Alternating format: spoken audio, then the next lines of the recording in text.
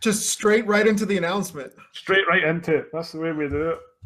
I could have bought me dinner before screwing me over. Come on, we're simpatico here. Look at us. Huh, we even shop at the same store. Hey, hermano. Yeah, there you go.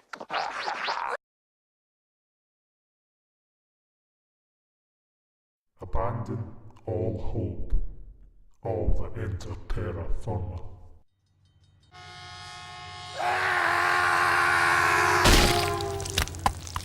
On the Terror Firma TV this week, I'm joined by Jarrod Finn. Hey, guys. Jarrod's on to make an announcement, so let's get to it, Jarrod. We'll start off with that. Oh, just straight right into the announcement. Straight right into it. That's the way we do it.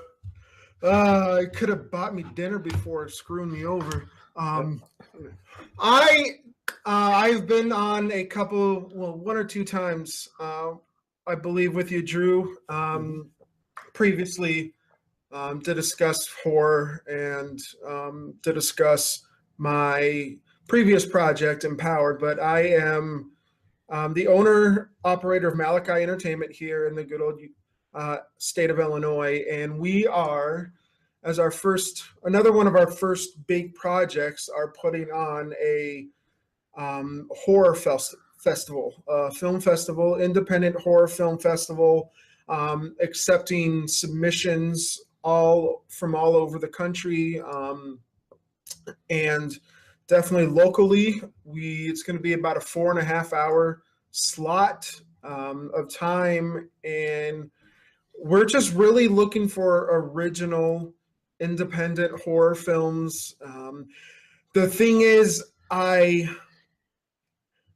Drew knows that when it comes to horror, I can be a bit of a wuss. But I can understand and appreciate the art that goes behind horror filmmaking. And what I want to do is provide an opportunity for local film lovers to enjoy that art that particularly love horror, because we used to have a film festival, a big horror film festival, and they moved and there hasn't been much for a couple of years, and I wanted to fill those shoes. And it's like, I know there are local people that love horror, so we're taking submissions, and we plan on showing a live screening of all the films here in Champain, Urbana, Illinois on October 28th, just in time for Halloween. Yep, and we actually have some questions already that are related to the subject at hand, which is a crazy notion for this show. People want to know, how do they submit films and what is the deadline? The website is, well, I don't know. So I have a public listing via Film Freeway. I've provided Drew with the link. Yep. He can send that out however you want, but the horror festival is called, and because I love puns and a friend helped me come up with this, our town is called Champain, Champaign, so we're calling it the Champain, Pain, Indie Horror Fest. So you can search for it on Film Freeway. You can follow the link that Drew will provide. You can follow Malachi Entertainment on Facebook, and we are getting the Facebook page for the Horror Fest going. But the initial deadline is September 15th. That's first regular deadline. Fees for entering is $15 US for the general public, $10 US for students, for student filmmakers, and that includes high school filmmakers. So high school, college filmmakers, you get a $5 discount. And then bar none, we are not making any exceptions. Final deadline is October 2nd.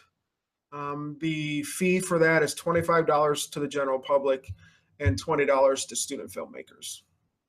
Awesome. One of the questions was, where's it taking place? But you've already said that. Another one, who are the judges involved? Who are the what? The judges of the films involved for the festival. I said, I thought you said jobgies, and I'm like, the fuck? The fuck is a judgy? this term I've never heard in my life before. Currently, obviously me as the director. Yours truly, Drew, is a judge. We don't really have, I think Drew is probably the biggest name that we have so far as a judge, but I don't know if that's saying much.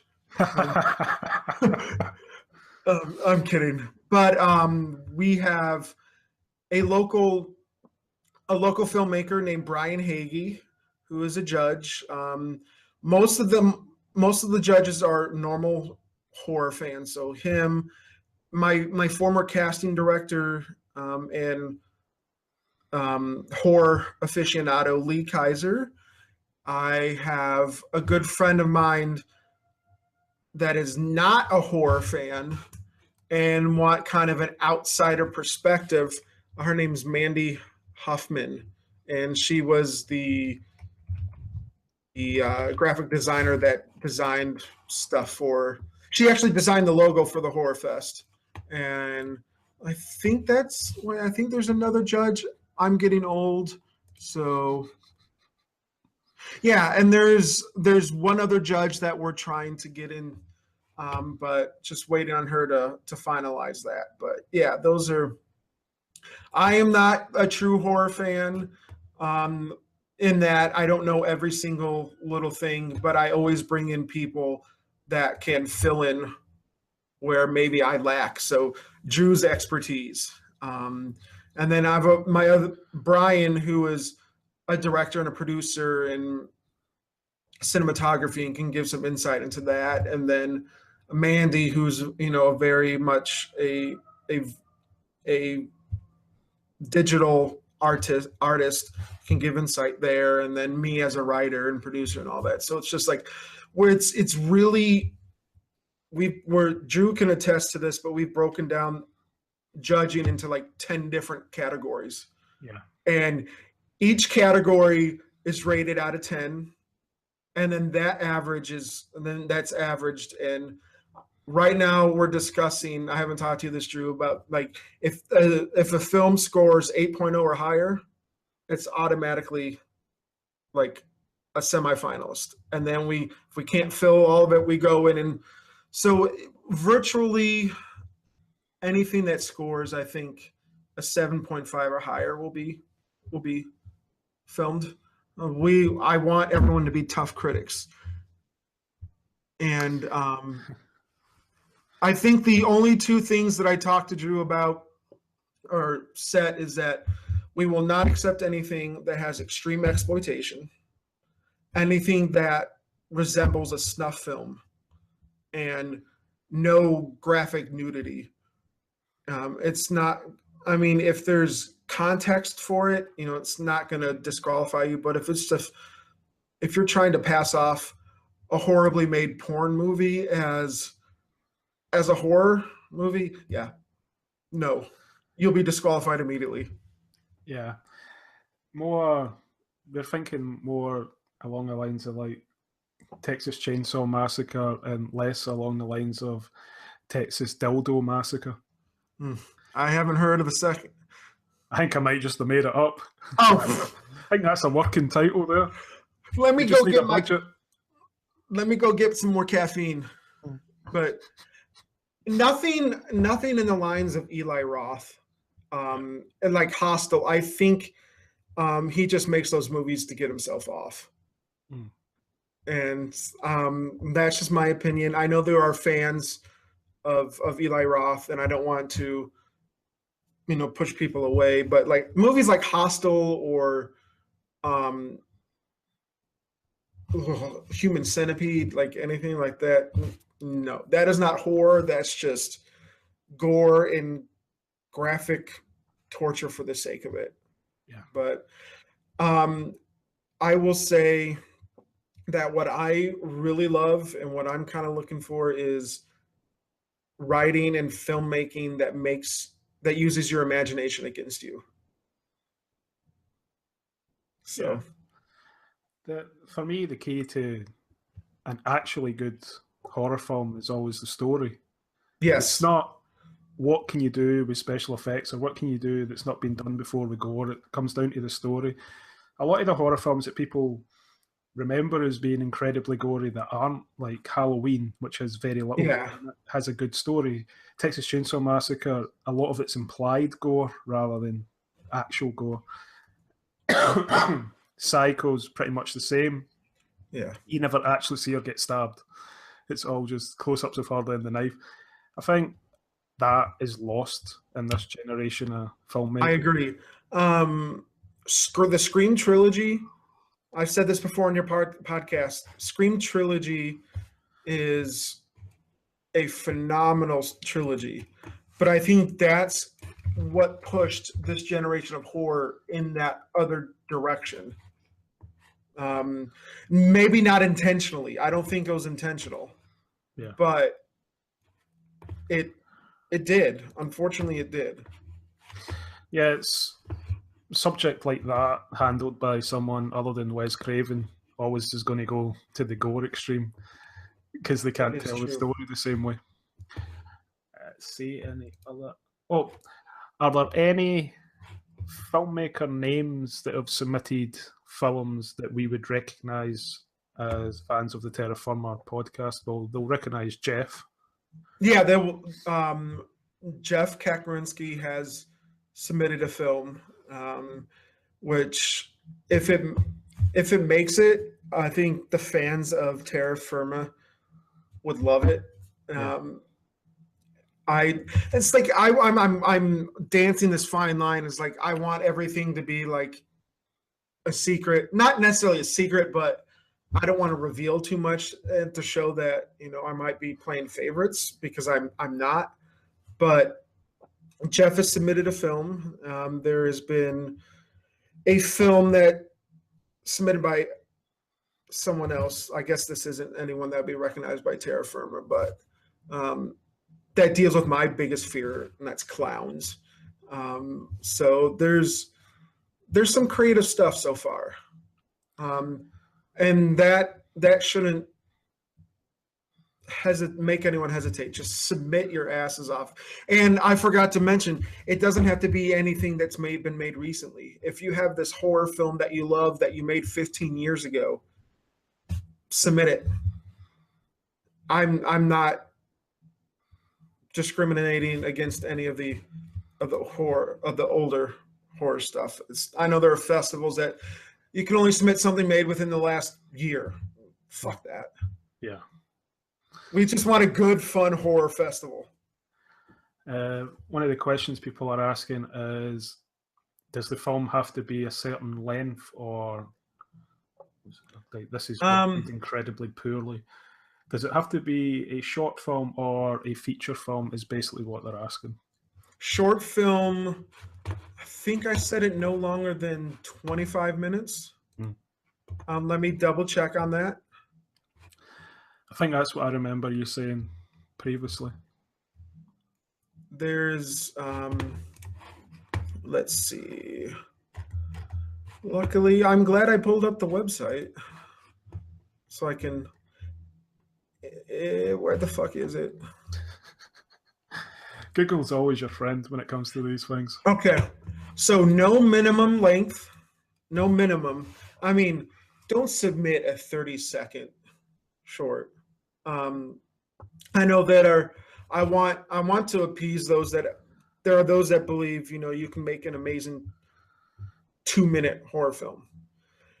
So I don't want to keep anyone that makes a 2-3 minute horror film that's amazing out of you know, having any chance of being in the festival, but no longer than 25 minutes.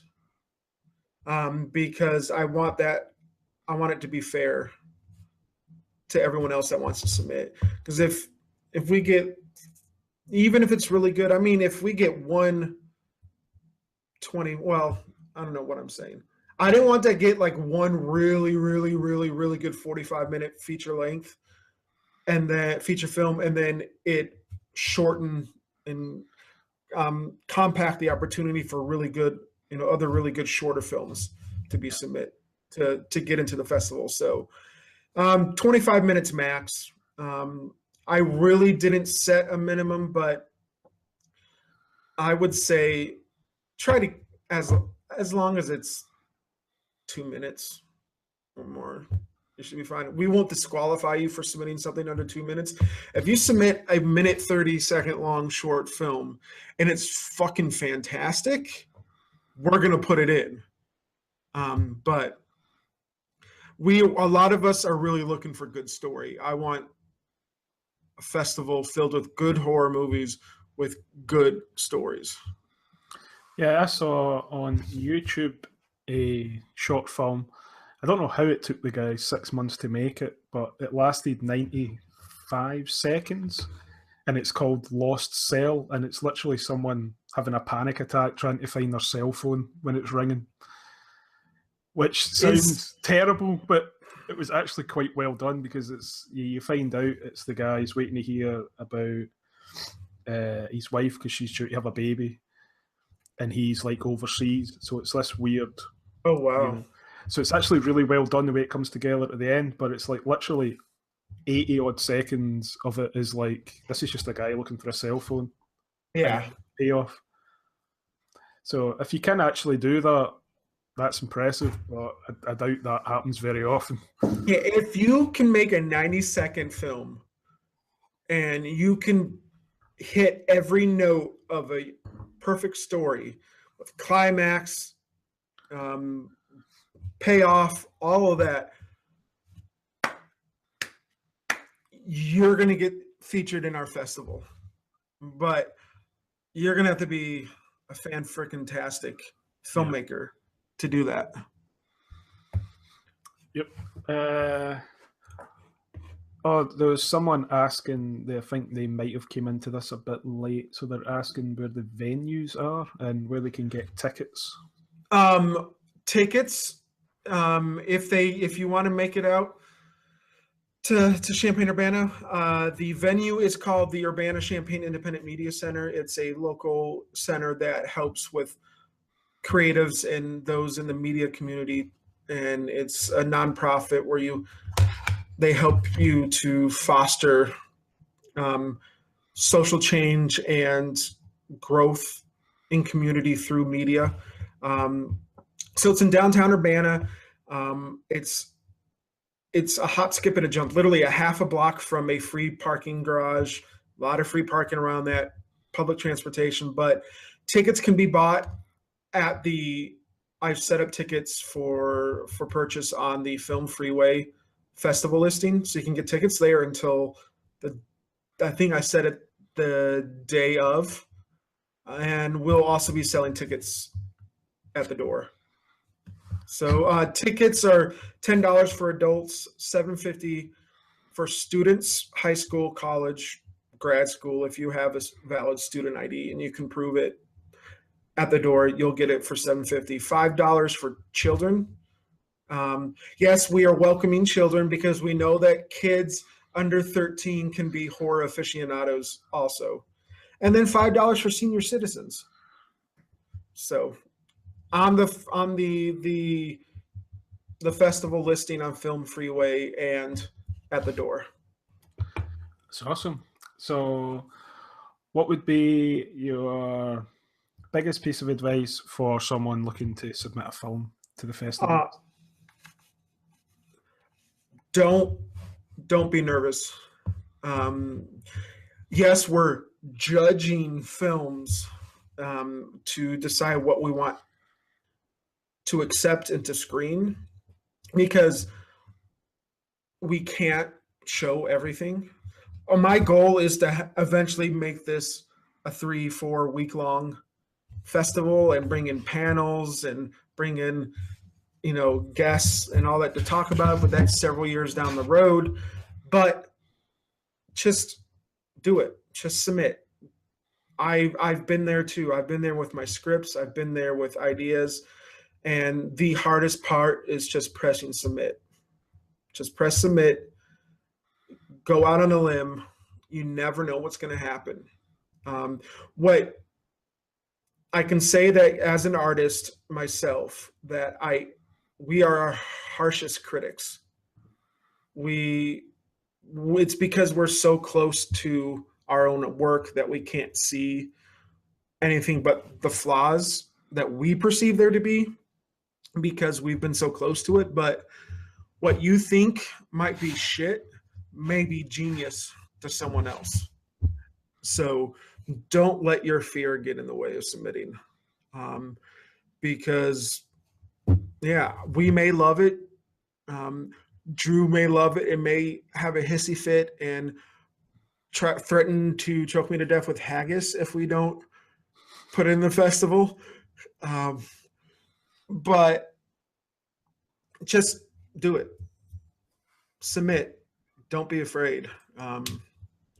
And it's just, and we're not gonna, if the film doesn't make it, it's not gonna be, hey, your film was shit. It's gonna be like, hey, thank you for submitting. Unfortunately, we did not choose it, but we are really grateful for you to step out on this limb and to try this and submit it. And if it's something we really like and it just missed the festival, we may hold on to it for next year's festival. So yeah, that's the good thing about not having has to have been made in the last year. Yeah, no, you can reapply the next year. Yeah. So, but well, before I let you go, as let's say on this week, it's a double header. We've got you on the podcast, obviously this bit here, and I'm also doing a review of BeetleJuice because that seems to be the fan favorite choice. So, what's your thoughts on that film? Oh God, that is my childhood. People are very I guess it's hit or miss for some people, but I think BeetleJuice is one of the movies that demonstrates Michael Keaton's acting at its best. Yeah. And his skill. It's just, I know it's not the 100 characters that Robin Williams played in the genie in Aladdin, but it's showing Michael Keaton at his best and just this range, and young Winona Ryder when she could still act. Other than Stranger Things. But it seems like many child actors, she hit like a wall and then couldn't get past it. But I love it. It's, I think, one of the best mashups of comedy and supernatural and horror that you can come up with. And of course it produced one of my favorite cartoons as a child. Yeah. I think the wall that Winona Ryder ran up against was the mall cop that caught her shoplifting.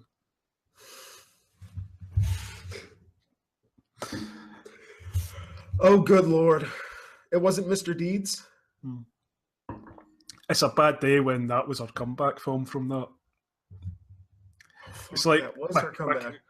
My career's gone tits up because I've got shoplifting, so I'm going to be in an Adam Sandler movie. That'll save me.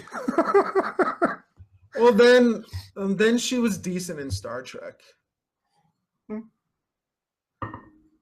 As mother, of course. But yeah,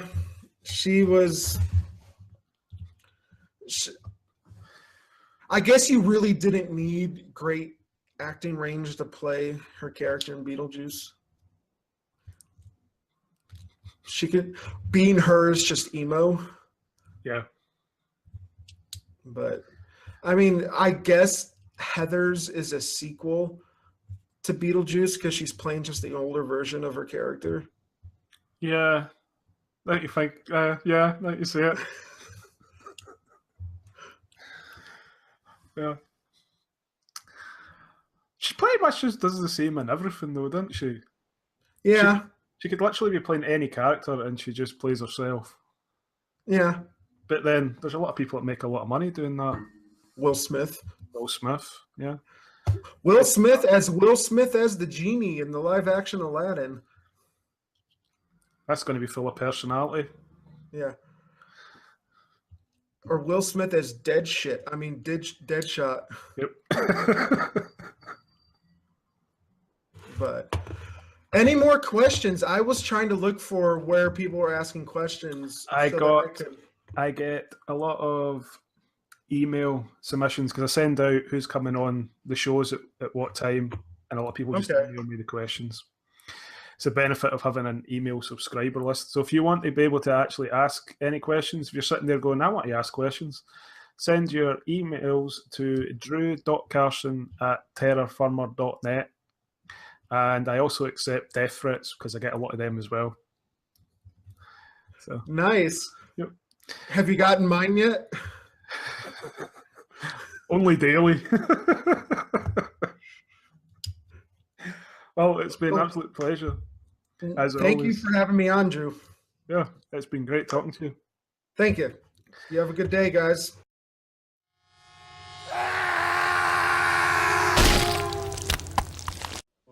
From the director of Pee-wee's Big Adventure, Adam and Barbara are ghosts. What's the good of being a ghost if you can't frighten people away? Their house is being haunted by the living. Maybe the house could use a little remodeling. And they can't scare them into leaving. They're dead. It's a little late to be neurotic. So they're calling on BeetleJuice. BeetleJuice! Who's no ordinary ghost. You don't want his help. Can you be scary? What do you think of this? Now, the party's over. You want somebody out of the house? I want to get somebody out of your house.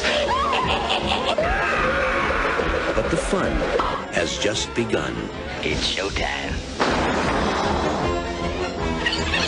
Learn to throw your voice, fool your friends, fun and party. Not bad. This is amazing. Want a cigarette? Oh, no, thank you. Oh, yeah, here I come, baby. He's guaranteed to put some life Attention, keyboard shoppers. in your afterlife.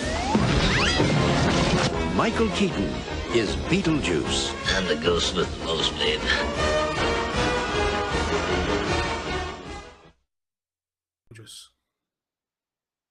BeetleJuice.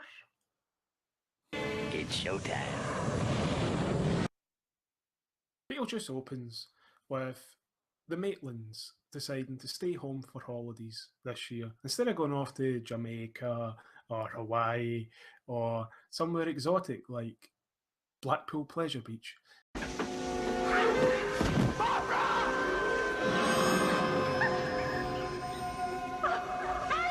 They decide to stay at home and renovate their house. Wouldn't you know it, this winds up being a terrible idea, as when out at a shop and coming home, their car nosedives off a bridge. And this leads to them basically being dead. Oh boy, you guys are really a couple of spooksters, aren't you? Now, let's turn on the juice and see what shakes loose. End of the movie.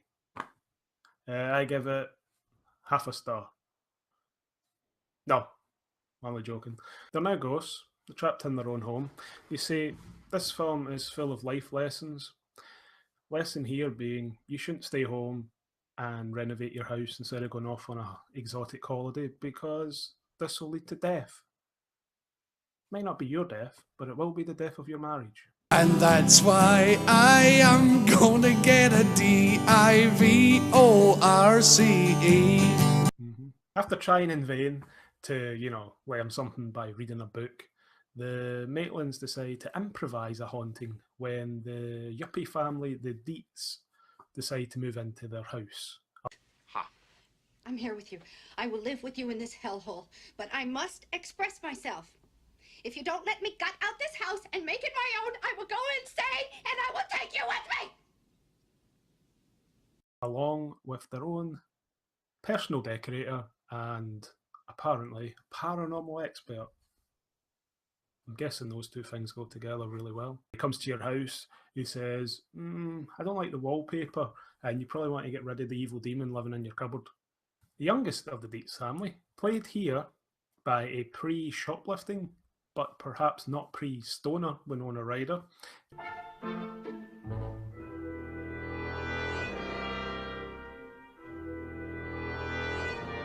Is the only one who can see the Maitlands and who actually wants to help them. Probably helps her to be able to see them because she's like a goth or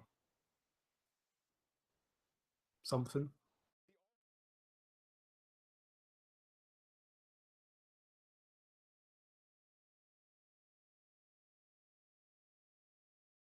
After a failed attempt to scare the shite out the Deetsies, yuppies, Mr. Maitland actually finally deciphers a page out of the book. Mr. Maitland is played here by a thin, less angry Alec Baldwin.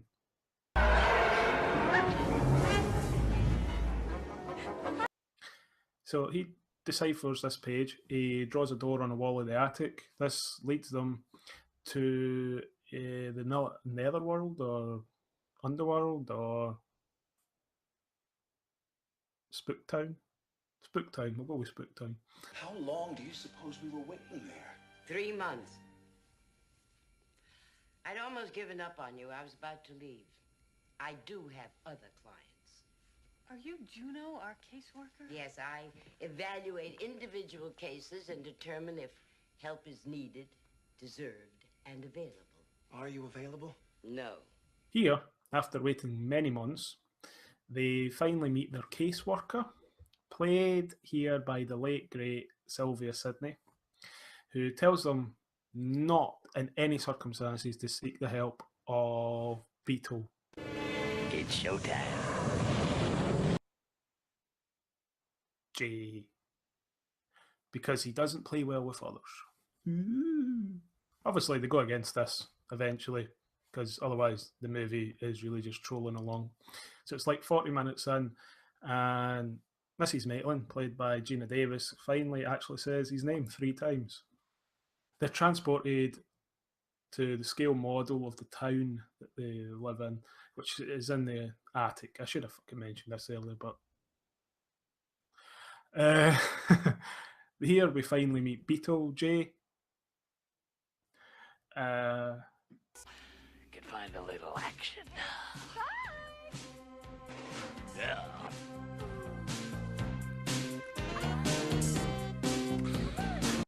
And the movie kind of kicks into gear. What I mean is, can you be scary? Oh, hey, no, you're asking me. Can it be scary? What do you think of this? You like it? His attempts to scare the Deetsies yuppies takes a slightly darker route. So this pisses off the Maitlands because he almost kills like the dad, played by Jeffrey Jones, and scares away Winona Ryder. So in a complete dick move, they send them back to the little scale model, because apparently all you have to do is say his name 3 times again. So you get, it's like you say his name 3 times, he appears, you say his name 3 times again, he disappears. Think that works with Candyman. We hear you looking for Candyman, bitch. Pete's clan decide they can make a fortune off showcasing the ghost to the local dum-dums. So they decide to invite a bunch of bigwigs to their new pad, which obviously is the house that the Maitlands owned, and is now, it looks like something that fucking Texas Chainsaw Massacre. It's got the weirdest furniture you've ever fucking seen in your life in it. But I digress. Talking of the bigwigs, the main bigwig is Robert Goulet. And they're all sitting on the table. The Maitlands won't show up to do any parlour tricks for him because, they're not performing monkeys. So it's like, get fucked, we're not helping. So it's down to Opho, played by the late Glenn Sharrocks, to bring on the haunting. Opho being the personal decorator / paranormal guy. It's like this guy's got like 50 jobs and he's shit at them all. His attempts don't go to plan, so the Maitlands basically turn up wearing their wedding gear and they're like skeletons and decaying and falling apart and everything. So Winona Ryder, after nicking some of the props from the background, I imagine, allegedly,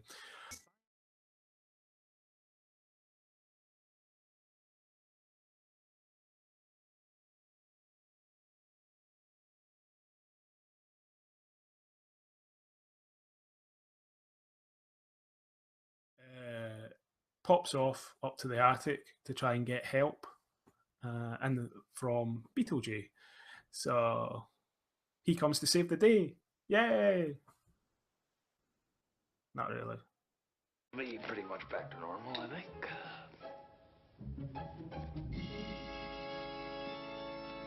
Shall we?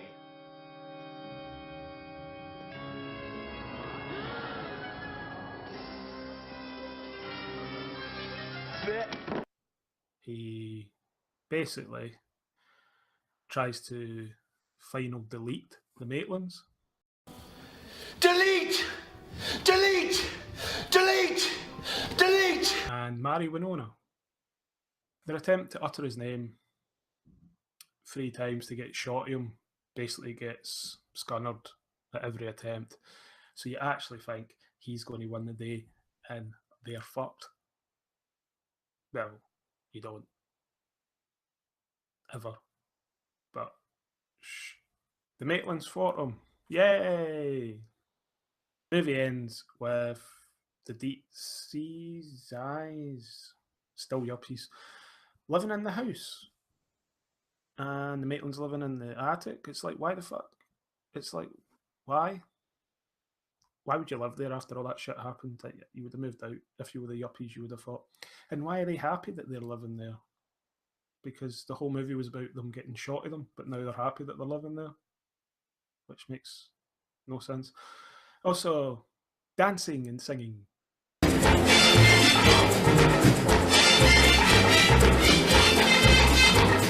Shake, shake, shake, Sinora, shake your body line. Shake, shake, shake, Sinora, shake it all the time. Yay. BeetleJuice ends up sitting in the waiting room to see his caseworker, even though he was dead. So why has he now got an assigned caseworker? Wouldn't he have already had an assigned caseworker? I don't know. Don't know what's going on. I don't think you're supposed to put that much thought into BeetleJuice, to be honest. I give this movie 4 out of 5 on the wasn't the 80s a drug-filled hoot. I actually really like this movie. Highly recommend it. Actually, watching it the other day, it still quite holds up. CGI is pish now, but CGI is pish 5 seconds after they've done it. It's like they're still rendering CGI for Transformers movies before they come out, and it's already out of date. So, you know, CGI is just pish anyway. But a lot of the other effects really hold up. Michael Keaton is probably at his best in this movie. It's an amazing performance by him. Alec Baldwin, Gina Davis are really good in this movie, as is Jeffrey Jones, Catherine O'Hara, Winona Ryder. It's an amazing cast.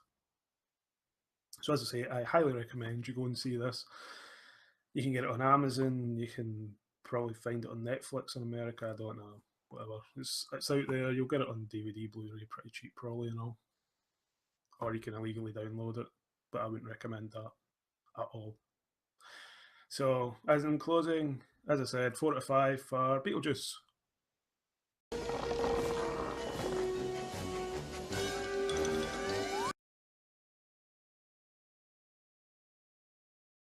Abandon all hope, all that enter Terror Firma.